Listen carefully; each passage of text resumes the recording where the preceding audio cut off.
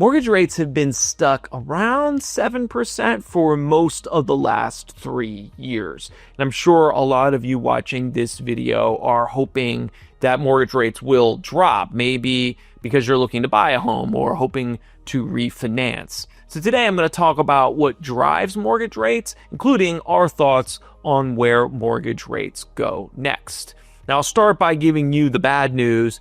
I don't think mortgage rates are going to drop very much in the next, several months unless the economy weakens substantially. Now, to understand why I'm saying this, let's do a quick dive into how mortgage rates are determined. The first thing to know is that about 70% of all mortgages in the US are packaged into bonds and sold to investors. That is to say, while you might still be making your monthly payment to your bank, the bank is probably just processing those payments and passing them on to investors. So when your bank is setting the rate that they'll offer on a new mortgage, what they're really doing is trying to determine the rate that will allow them to sell your loan to investors, including a little profit for the bank, of course. There's two big factors that determine the rate you get offered. So one is the cost to guarantee your loan.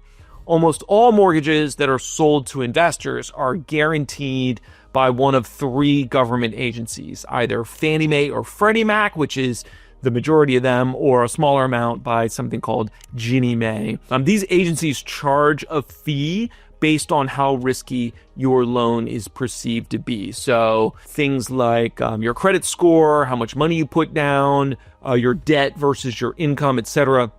All this can significantly influence the mortgage rate you get offered because of this guarantee fee that your bank has to pay. However, the guarantee fee doesn't change that much over time, unless your circumstances change, of course. So if you want to know what will cause mortgage rates in general to rise or fall, we've got to focus on the second biggest driver of mortgage rates, and that's the Treasury bond market. So as I said before, almost all mortgage bonds are guaranteed by government agencies. So the typical buyer of these mortgage bonds are the same kind of buyer that might consider other kinds of government-backed bonds, namely Treasury bonds. So that means we can think of these bond investors as sort of comparison shopping between these two options. So think of it like shopping between chicken or beef.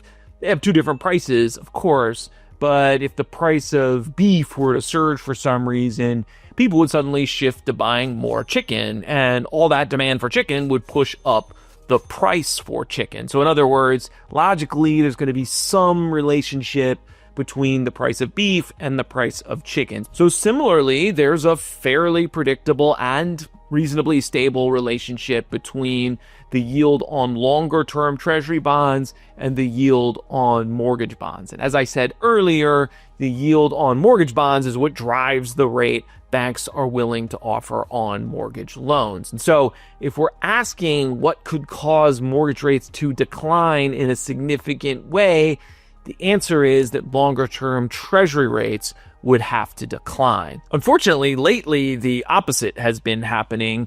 Longer-term Treasury yields have been rising due to a combination of inflation worries related to tariffs, as well as concerns about increasing deficits, both of which we've talked about in more detail in recent videos, so check those out if you want more information. Suffice to say, these pressures aren't going away anytime soon, so I think it'll be difficult for Treasury rates to fall by a large degree in the near term, and this in turn probably keeps mortgage rates high. The big exception will be that if the economy really does fall into a recession, that will probably cause inflation to fall, and that would open up the door for a large number of Fed rate cuts. In that scenario, I would expect both Treasury rates and mortgage rates to drop a good bit.